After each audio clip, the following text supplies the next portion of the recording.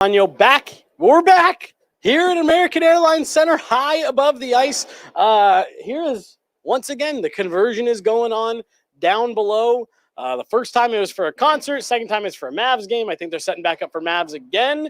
Point is, they did the changeover last night at Ball Arena. They changed it from the Nuggets court back to the Avs ice. Unsure if we would have a Game 6 on Friday, and we will. What an effort from the Colorado Avalanche here tonight, particularly their top guys. Makar was outstanding. Nathan MacKinnon scores a goal. He was great. Casey Middlestat gets on the board. I thought Alexander Georgiev was brilliant in net once again. All in all, great performance for the Avs. They force a Game 6 in a gutsy effort here again tonight in Dallas. They didn't get the first goal. They had to battle back. It took all 60. It took the full 60 minutes for the Avs to come out of this one with a win, but they did it. They got it done. And that means we got more hockey left to play in this series. So I want to get into all of it. I want to talk about Nathan MacKinnon, his performance tonight. I want to talk about the way that Makar kind of took over the game tonight, and just the way that the Avs, they didn't roll over, and they didn't go into the night quietly, despite having every reason maybe to do just that, to sit there and say, hey, look, you know what? We're now down Val in addition to all the other guys that we've lost. You lose Yakov Trenin in this game. We'll see if he can go again, on Friday. But the cards were stacked against you, and the Avs find a way to get it done. That was a veteran performance. I want to get into it all. I want to first start off by thanking our fantastic sponsors over at Landmark Lincoln. They're the reason why we're here, and we're able to bring you guys the great coverage on location here in Dallas. We are brought to you guys by Landmark Lincoln and the all-new 2024 Lincoln Corsair GT, located at Broadway and Bellevue in Inglewood. Head on over to landmarklincoln.com to see their full inventory of vehicles, and head on in to see if you qualify for no payments for 90 days. We had someone in the comments the other day say, hey, you guys need to get Jesse in a Lincoln, and I couldn't agree more. Fantastic vehicles, fantastic people down at Landmark. Couldn't recommend it enough. I mean, really, they're just great from the time you start the process to the time you walk out with your brand new Lincoln Corsair GT. Avs, you could tell right from the jump. I mentioned it in the press box to somebody. I said, look, win, lose, triple overtime, win by 10, lose by 1. The one thing you couldn't question tonight was the Avs' effort. I thought they were working hard. They were moving their feet right from the opening puck drop. And Jared Bednar talks a lot, not just about effort, but competitiveness. How competitive were we on the puck? How competitive were we along the boards? How competitive were we in front of the net? And that was one area where, look, like if you go back to Game 4, not only let's just isolate it, Game 4 to the first period there. Not only were the Avs getting just completely dominated in terms of control and shots on goal, they were getting physically run out of the building. I mean, big hits everywhere from Dallas Stars player, no response from the Avs, no pushback. That was not the case tonight. Again, it wasn't perfect in the first period by no stretch of the imagination.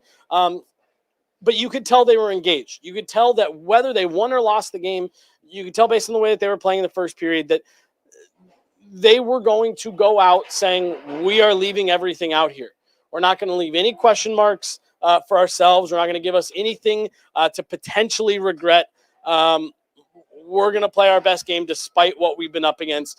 And it was starting to feel like it was going to be another gut punch, because who else but Joe Pavelski doesn't have a goal yet in these playoffs, has struggled in this series for stretches, but you just knew. I tweeted out, if you thought for 1 second that this series was going to end without a goal from Joe Pavelski, you were kidding yourself. You were just kidding yourself. He's had the Avs number his entire career. You knew he was going to get his, and he scores the first goal, and you almost have that moment of like, well, here it is. Here's the game where it just all happens to come together for Joe Pavelski. He scores a hat trick. It's completely demoralizing, and the Avs can't bounce back from it. So you winced a bit, because that's kind of the thoughts that start running through your brain, because how many times have we seen Joe Pavelski put on a performance just like that against the Colorado Avalanche? But that was really the first sign of the mental toughness that I thought the Avs displayed here tonight in this game, and just really with their overall mindset over the last 2 games, having the ability to turn the page on that game 4 and all the baggage that came with it leading up to game 4 to get mentally prepared for this game. I thought they were able to turn the page after the Joe Pavelski goal really, really efficiently as well. And in fact, able to kind of start getting back to their game a bit, and it leads to them drawing a penalty late in the game. And wouldn't you know it, big playoff goal, Arturi Lehkonen himself, once again, just making a difference for this Avalanche team at the biggest moments. Comes with 0.6 seconds left in the first period. And we've seen it time and time and time again in this series, where the Avs are able to capitalize on a moment late that just gives you a shot in the arm going into the locker room. They've mentioned before, when we've seen them overcome some of the 3-goal deficits, I believe it was against the Penguins. We had a very similar play with just a couple seconds left. The Avs were able to get one, and we've talked to the players over a couple, during a couple of those instances, after a couple of those instances, and they have mentioned, yes, getting that goal late just gives you a different bit of confidence going into the room. And Nathan MacKinnon mentioned tonight, we were able to go into the room not trailing for the first time in the series. They didn't have to go to the room and think, okay, how do we get caught back up? How do we start chasing this game down again? How do we climb back into it? You didn't have to have that conversation. You were feeling, hey, we got a goal. We liked the effort in that period, and now we're not just constantly trailing. We're in the game. We're one shot away from having our first lead of the series. And it took a little bit of back and forth as the game progressed, but they were eventually able to get it there and get out to a lead. And a large portion of that comes from Cale Makar. The Avs fall behind 2-1, somehow find themselves not on a 2-on-0, but giving up a 2-on-0 on a power play. It would just seem to be another example of the Stars run a fake drop pass in the middle, and it just worked to perfection. And it felt like it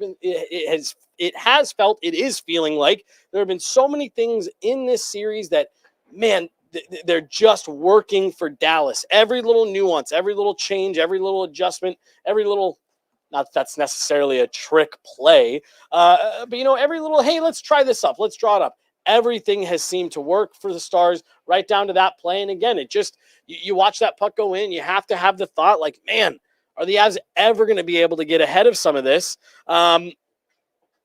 They come back. Casey Middlestad's able to get the game tied.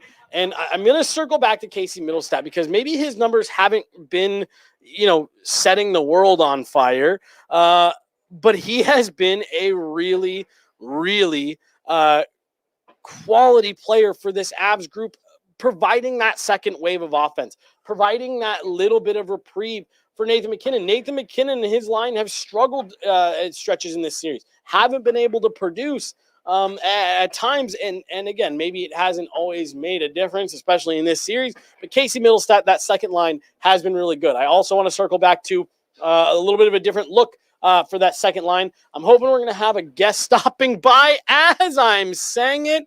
They open the door. Going to be joined here by Megan Angley. I'm going to scoot over. Hello. Thank you for joining me. I only have one mic, so I'm going to move this back and forth. Okay, I'll try to talk this direction. And you are a notoriously loud talker, too. I know. They keep saying, keep it down. Bednar's like, lower your voice, Megan. It's not that serious. Please stop yelling at me.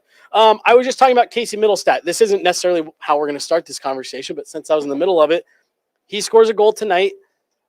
He hasn't necessarily been lighting things on fire with his production, but very quality secondary piece. I was just saying, on a night like tonight where Nate's struggling, not necessarily struggling to find space, struggling to produce, for him to be able to add that second wave of punch and offense, this is just big. It is huge, especially when you look at how complete Dallas is on the forward side of things. They can roll pretty competitive 4 lines, and so you've needed more of what the Casey Middlestad line in the Winnipeg series was. And I think that the Casey Middleset goal where Jonathan Duran gets the puck from behind the goal line, and then the Casey Middleset goal tonight. Because who am I thinking of? Duran taps the puck behind the net in the game before this. Oh, yeah. To who scored that? Was it not Middleset? It was, yeah. Okay, Yeah, so he now- pulled it, like, toe dragged it from behind. Okay, and so tonight, kind of a similar thing, a little bit opportunistic from Zach Parise, but what I liked is the work that line is doing together behind the goal line. I think those are, when they talk about being dialed into their details and not being afraid of the work, I think those are the types of things they're talking about. It's not exclusive to the second line, but when they do it, they get rewarded with goals. And I think only Casey Middlestat sometimes has the vision and the IQ to anticipate some of those plays coming back from behind the goal line. And so I think that speaks to how smart he is as a player. The contribution is huge because you look at how the scoring shakes out in the end, Cale Makar, Nathan McKinnon, or Trey Lekin on the power play. You need, I don't want to call it depth scoring, but you need it to round out the scoring on the whole against a good Dallas Stars team that is getting scoring from a couple of different places. 100%. Again, it's like you said, it's hard to call him depth because he's a second line center, but it's not going to be Nathan McKinnon every single time. It can't be. I also really, really liked the adjustment of putting Mikko Rantanen in there when you're looking for a jolt. I thought Rantanen, Parise, Middlestat was a really nice combo. Absolutely. I want to give Jared Bednar credit too for knowing how to toe that line, because you don't want to make too many adjustments in game in an elimination game like that. But he knew where to put his players to give, exactly like you said, the jolt that was needed, because I think that's the kind of thing that could have been disruptive on other teams with other coaches, but he knows exactly how to deploy his guys. And I think that his coaching has come under criticism in this series. I think he has made adjustments, but he hasn't gone overboard with it in a positive way. And I think that's a reflection of it tonight, because this is a tight game and there are at least 2 points where they are trailing. And so he could have blown it up and just said, what do I have to lose? And I think it was just a steady hand in his coaching that kind of points to that move to move Rantanen down. Pete DeBoer talked about what you just mentioned there, of like your instinct is like, oh, I got to make changes. But it is possible to make too many changes and tinker with too much. You just mentioned it, playing with the lead. That was, for me, that was my key to this game. Whether it was the first goal, you needed the lead at some point. Like, again, they would have taken an overtime win, obviously, but you needed to play with the lead. And Nate said it after the game, to force Dallas out of their structure. I just want to know from your perspective, I mean, like, how much does that impact? Like, if the Avs can play with the lead in game 6, like, how much does that change things? It pulls the Stars out of what they like to do. I think it was important not just to end the game with 1 goal lead, but a 2-goal lead, to reclaim that back. I think that was really important just for their confidence level, especially for Nathan McKinnon, one, to find the back of the net. I think that the frustration was very evident in how he spoke at practice before this game, very disappointed in himself and holding himself accountable. And so I think this could have been a 4-3 game, but it's important that it was 5-3. It's important that McKinnon gets that 5th goal. And it also is important that Dallas sees something different of Colorado in this series. Yes. They have yet to see the best of the Colorado Avalanche. You look at some of the post-game quotes coming out of the Dallas room, and they have to give Colorado some credit. This is just not quite the team that they had seen yet in the series. And that's why I like that Jared Bednar has talked about how Dallas has a say in things too. I haven't felt like until tonight Colorado has had enough say in this series. And I think that they were just a little bit louder because, like Jared Bednar also said, you remove the empty net goals, and this is a very close series. Totally. There, especially 5v5, there has been a lot of Dallas is just so good defensively, and they're blocking so many opportunities for Colorado. I don't think it has been as far off as people have been led to believe. Tonight, though, it felt, McKinnon said it in his postgame, we were the better team. Yeah. He can walk away with the confidence that they were finally rewarded for the hard work that they were putting in. And the ice was a little bit tilted finally for once in this series, because these are two great teams. It should have been a lot more close.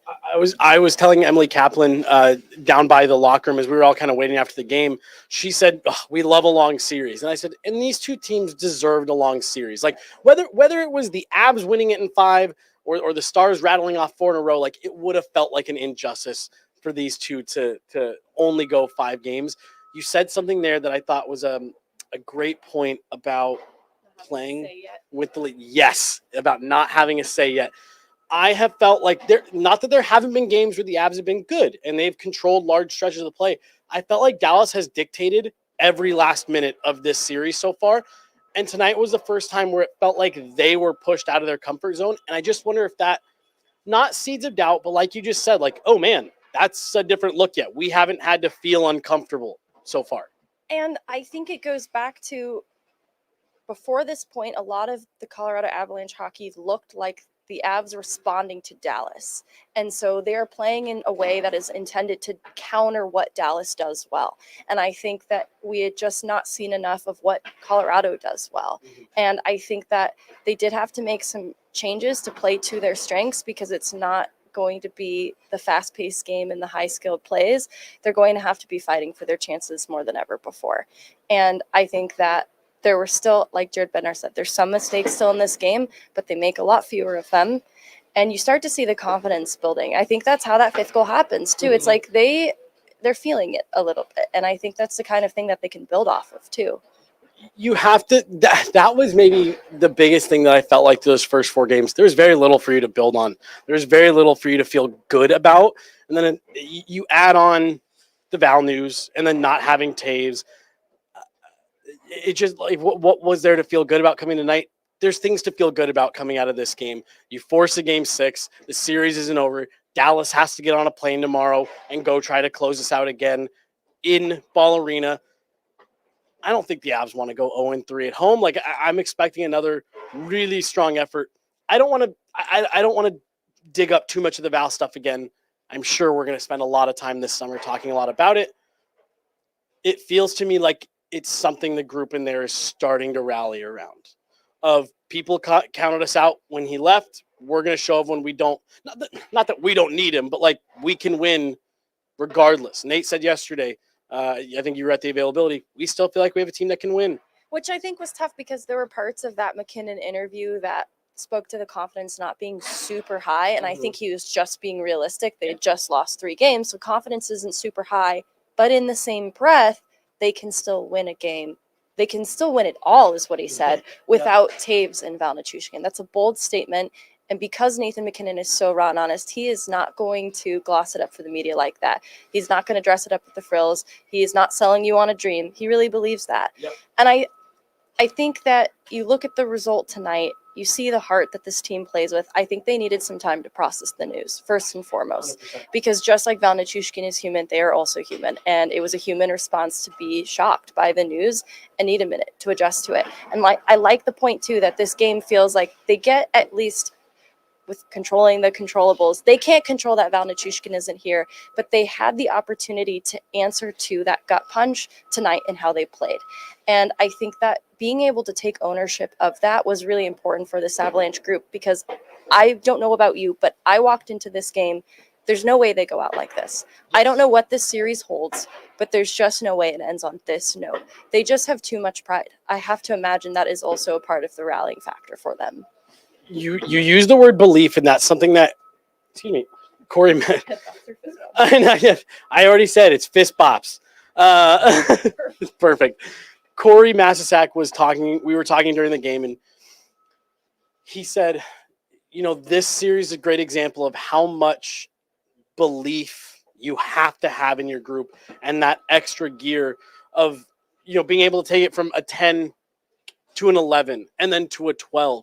And believe that you have the ability to do that.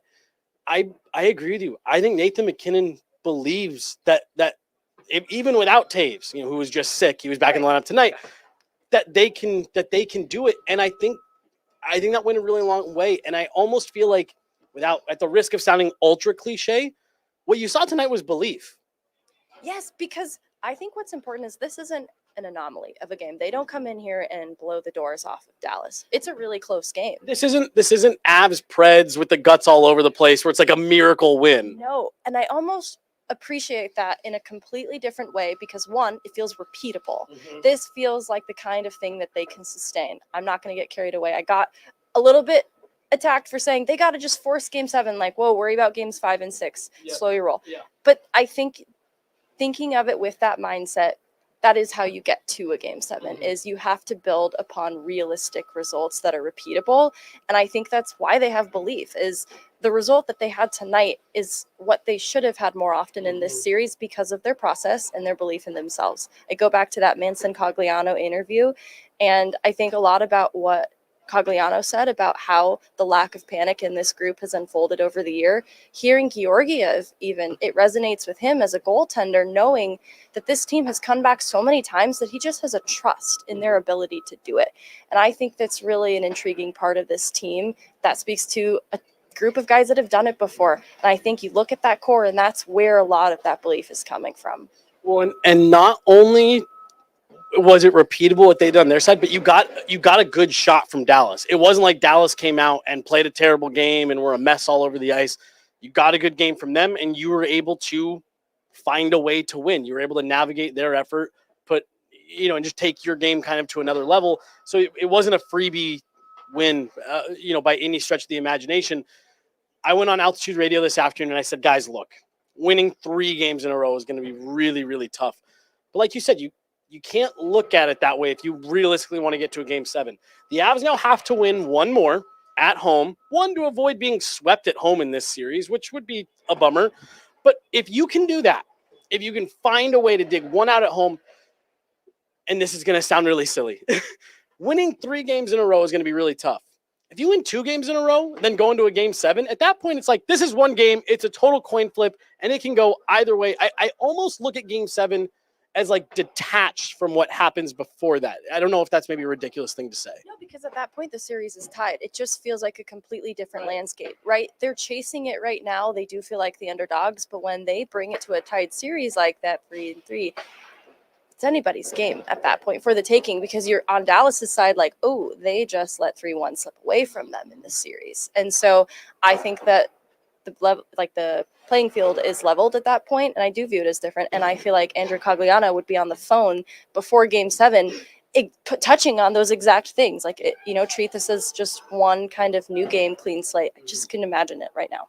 Right. And like I said, that sounds silly. Like, no, they can't win 3, but they can win 2 and then a game 7. And again, you got to get through game 6. You got to find a way to win 1 at home.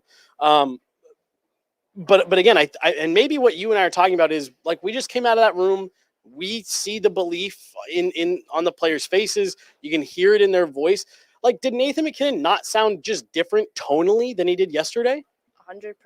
I was impressed at the top of the scrum how he even said we were the better team kind of confidently. And he goes on to talk about how good Dallas is. So I don't want people to take that out of context. He talks about what Dallas does very well also in that interview, because it is a very good team.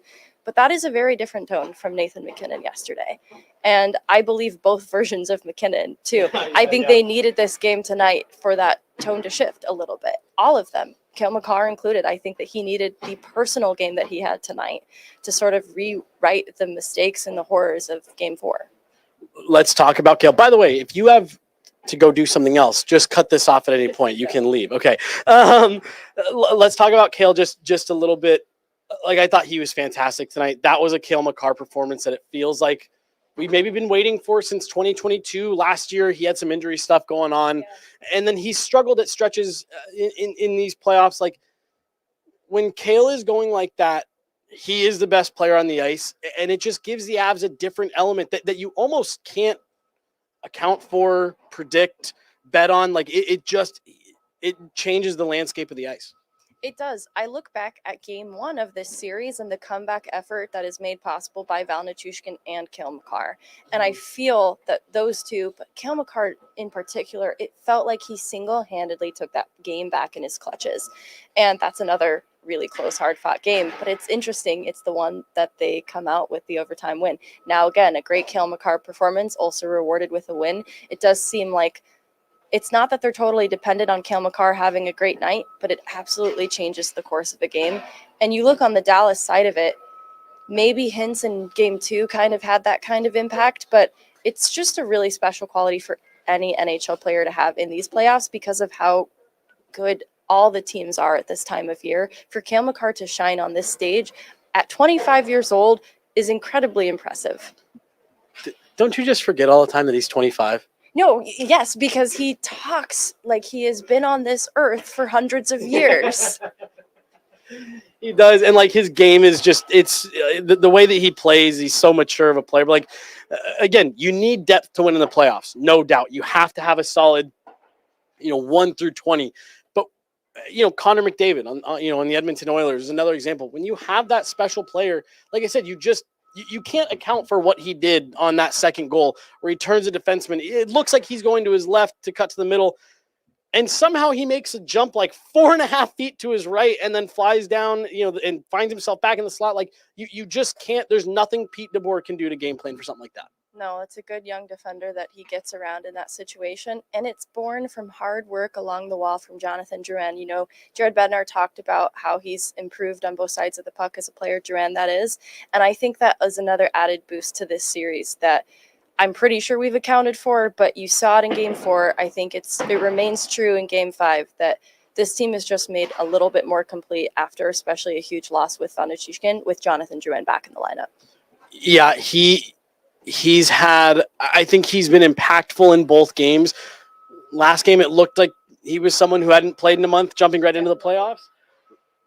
But like he's found a way to impact the game, and I think that's so encouraging to see because of how he finished the regular season. You were worried, is maybe some of that mojo going to go away? But yeah, that's as big of a boost as you could have asked for with Val Nichushkin going out. Any other just kind of like broad strokes thoughts on tonight? Anything that you and I haven't already talked about? And really, I just thought this was an impressive win. It felt to me like the Avs had a billion reasons to just say like, it's just not our year, but they didn't. To include losing Yakov Trenin in the first period of the game tonight, and that's my Alexander Georgiev call out. They lose yet another penalty killer, right? Like Val's big PK forward. They lose Yakov Trenin, another big PK forward. And there is a power play goal against, but I feel like there are at least 2 kills I'm thinking of specifically that Georgiev comes up in a big way with saves on what I would classify as a weakened penalty kill. When you have the power play performing so well, that helps him to win the special teams battle. And I think that is also a big part of the result that they got tonight. And I'm shouting out Alexander Georgiev for continuing to battle in this series, regardless of the play in front of him, right? Like, I don't feel like his confidence was raised by the team in front of him tonight. Yeah. I felt like he was the same Georgiev we've seen all series. And I think that's important for him. Consistency, that has been his issue in his time in Colorado, is consistency. You just mentioned the special teams battle coming into the playoffs, let alone this series. That for me was one of the keys for the Avs. I just felt there was too many games this season, Megan, that they lost the special teams battle, and it was the reason they lost the game. They'd lose a 4-2 game, and the other team was 2 for 2 in the power play. They were 0 for 3, and it's like, well, there you go, right there. They get 2 power play goals tonight after going 0 for their last 8 coming into the game. And they're able to not just kill some penalties, but a couple penalties at key times when it was 4-3 and you get a weak cross-checking call on Arturi Lehkonen. That was a moment where it could have been really demoralizing to give up a goal. You would have gotten the building back into it. And it could have changed the game. Alexander Georgiev and the penalty killers that were left, I believe in timely kills, timely saves. And I thought that was a big one to help give the team a boost of like, okay, we can get over the finish line. We got the kill out of the way. Yeah, I think it was important too, because I don't think officiating was bad. I just think it left both sides wanting. I think you talk to either Dallas or Colorado room, and they're going to be unhappy with the way that played out tonight. And so I think, just from the emotional standpoint of the Colorado Avalanche and their mental fortitude, not letting that creep into their game. Mikko Rantanen literally has blood on his jersey on the resulting power play that probably should have been 4 minutes. They score on it. Mm-hmm. I think you're willing to wear that a little more, not proudly, but I think you can let that roll off your shoulders a little more easily. Yeah. If you're cool to hang out for a couple more minutes, we actually have clip from Jared's presser now, just talking about the top guys, Cale Makar and Nathan MacKinnon, and kind of what they provide in a game like this. Because the part that stood out to me about their games tonight was how much personal accountability Nathan MacKinnon and Cale Makar in particular have taken over the last 2 to 3 games. Cale especially, I feel like, has worn a lot of it on his shoulders. And for them to have the performances they did tonight, I thought was great. So we'll go ahead and listen to that now, and then you and I can just kind of talk a little bit about what he had to say. Yeah. Coach, over the last couple of days, both Nate and Kale used the phrase multiple times. It starts with me. It starts with our top guys. What can you say about the performance from your top players tonight? Yeah, it always does. I think, your leaders and your top guys, you hear it all the time, have to be your top guys. But then in the same breath, you don't want to just rely on your top guys all the time. But they're put out in situations to help you produce offense, and they're hard on themselves when they don't. I like that personally because they're holding themselves to a high standard. But I mentioned this morning to somebody else that it's still a group of 5 working for one another that helps create offensive opportunities for those guys and for other guys. It's not a one-man job or a two-man job to create offense. And I thought we were more connected tonight as a group of 5, working at the same time instead of one or two guys working and a couple of guys watching. But they come up and play like their best game of the series, and they get rewarded on skill plays that start with hard work from the group, and then their skills allowed to shine, and then they were fantastic. Kale was outstanding, creating scoring chances not just for his line mates but for himself, beating guys one-on-one, and obviously Nate was the same way, and I mean, the power play steps up, tough go for a handful of games, but we win the special teams, and I mean, it's a huge response after goal 1, after goal 2. So it was a great team effort. Like, we were short a guy on the bench with Trennan leaving the game, and so we were running kind of 3 lines with a little bit of a mix, and guys did a nice job. They got into the game, they stayed in the game, they stayed disciplined.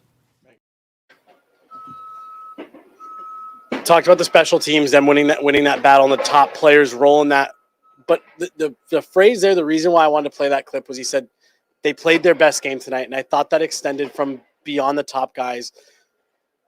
I've maybe tried to push the narrative on some of the players of the experience. Like, there's a lot of Stanley Cup champions in that room, more so than any other team left in the playoffs combined. And I just couldn't help but feel like, maybe not being in this exact position, but like, they've played bigger games than this. You know what I mean? Like, there's been higher stakes before. And I just can't help but feel like this is one of those moments where, like, you and I have had conversations on podcasts in the past about, sometimes GMs maybe overhype experience and, we went and got him because he's been there. You need it in moments like this. Looking at Nathan McKinnon's post game where he talks about how it took them out of their comfort zone, I think they needed the shakeup. You hate to see it come to this because this is obviously not the ideal circumstance for them to be chasing this series and on the brink of elimination every game the rest of the way. That will definitely take you out of your comfort zone. But I think the do or die aspect was something that galvanized them. And I think they needed a little bit of a jump start, the jumper cables after game 4, because they are dealt this huge emotional gut punch. The jumper cables kind of restart them. It's like we are on the brink of our season ending in game 5. We have to leave it all out on the ice. And I like that the way in which they do that doesn't exhaust them in the first period. They are experienced enough to know that's going to have to unfold throughout the course of the full 60. And I think the fact that they're able to pull it off is where the experience really shines through, is they're not leaving it all on the ice in the first 40. They know that this is going to be a complete game from Dallas, because this is something that Dallas has done well all series. Yep. Not only playing well together as a 5-man unit, but the ice time is pretty well distributed throughout the entirety of the lineup. They are leaning on all of their guys, which is helping them to conserve just the tiniest bit of energy. I think the Avs are a well-conditioned team, but they had to lean on that type of deployment a little bit too. And so that means they're counting on the third line and fourth line being able to take meaningful shifts. They might not be the kinds of shifts that result in a goal being scored, especially against a team as defensively sound as Dallas, but it has to be the little details, the work. And I think work was a part of the messaging that came up a lot in these last few days. I don't think the Avs have been apathetic, but I do think the consistency of the work is what was keeping them from a full 60 effort, and it showed tonight. And I think to be able to not freeze in that moment when your back is against the wall like that and just consistently get to work, I think only an experienced veteran group can do that. And you almost wonder, like, did they take, and I don't necessarily want to say did they take it personally because they were the ones that did it, but like I almost wonder if they looked at that game 4 and were like, that we can't let this end on a performance like that. Like that was again, and they won't use the excuse. I'll use it for them. The news that they're dealt right before the game, I completely understand why that was so hard for them to overcome and get ready and come ready to play. But what I think Dallas has done well at different points in this series is when it feels like, okay, here comes the big Avs push, they've been able to stifle it. They've been able to throw cold water on some up and down kind of high electricity play and slow things down. And it felt like the Avs were able to push them a bit tonight and skate north and not just play this east-west ugly game in the neutral zone. The Avs were able to get to some of the details of their game that they wanted. And not only, I think it came as a result of what you're saying of them being out of their comfort zone, but I used this phrase earlier, they got Dallas out of their comfort zone. And I think when you can do that, man, you're just free to play a little bit more the way you want to play. I think, too, everything that you're saying there makes me want to go back to the Casey Middlestat conversation for just a second, because he hasn't been here before. And I think it is important that he talks about following the leaders in the room, and he walks the walk tonight in finding the back of the net, because I do think that Casey Middlestat through this point has said all of the right things. I think he's a really thoughtful player. I think he has the right mindset. And I think that Colorado's front office knew what they were getting in a player that can not only talk the talk, but walk the walk. Nobody could have predicted what he'd be like in the postseason because we hadn't seen it yet, but he finds a goal in an important game. And I think that's just a reflection of not only good leadership, but also finding good players that fit in very well. And I think that all works together in this game. I'm glad you circled back to him because I wanted to add earlier when you were talking about him. We knew that Casey Middlestat was a talented, skilled player, and the Avs brought him in. I can't believe what a smart player he is. He's incredibly smart. I think I'd heard different things from the Buffalo fan base, and they were mostly good. I think the intriguing thing, too, was there was a feeling like he didn't step up and save the team quite to the level that they maybe had wanted, and it just felt like he inherited a very difficult situation in Buffalo. And I look at coming here, his role's a little bit different. He doesn't need to be that specific guy, but he still has a really big role, and I think it's been just the right amount of responsibility for him. And you see the intelligence, like, couple that with what Jonathan Drouin does, because he's also a very smart player. I think it has elevated the top 6 in a different way. Like I hear about Nazem Kadri a lot, side by side with Casey Middlestat. Just two really different players that make up a different complexion in the top 6. And I think that Casey Middlestat's high IQ, his ability to anticipate plays despite his line mates kind of fluctuating throughout points, is a reflection of that. Well, and you know, the 2 goals that he scored, maybe he's not the one necessarily digging it out below the goal line, but they're right in front of the net. Like, he is not, again, and this came from a point of, like, I don't necessarily want to say arrogance, but like, we don't watch every Buffalo Sabre game. Like, in my head, there was the kind of maybe the reputation with Casey Middlestat, like, is he a skill guy? Is he maybe, soft, afraid to go to the hard areas? Willingness to do it. Right. And so far through these playoffs, the answer is an overwhelming yes. Especially the Winnipeg series. I don't want to hold him to that. That was a really high note to start his NHL playoff debut, but I do think that he has more to give in that, right, from a positive perspective. Mm-hmm. Yeah, no, I completely agree. And it's, again, young player, and you sit there and it's like, man, this could be he could be a really big playoff performer for the Avs, regardless of what they do in this run. If it ends on Friday, if they go on to the West, regardless of what happens this year, it's really easy to look at a player like Casey Middlestat and be excited for not only what he could bring to the Avalanche live in the future, but what he can add to this group for the playoffs and fill that 2022 Kadri role that, it made such a massive difference. And he doesn't look it, but he absorbs contact incredibly well. I see him just bounce right back up. It's not to the level of Arturi Lehkonen, but I think it's what complements him playing alongside Lehkonen. And I think that's maybe something like that wasn't expected from the Buffalo fan base, maybe, or I was led to believe that might not be a quality of this player, but he'll weather contact and continue playing on. And I think that he's a lot sturdier than people give him credit for. Well, when you say that and you couple it with the comment that he made yesterday about The leaders in here are amazing, and I follow them. Like, and I know, again, we've talked about it before, but man, oh man, is there a pattern of players coming in to this organization and this culture and this coaching staff and just being able to find different ways of unlocking new levels of their game. Remember when Nathan McKinnon almost said that he works his butt off, but using profanity? When Nathan McKinnon says you work your butt off, you're working very hard. Yes. Yeah, and that's the part that I think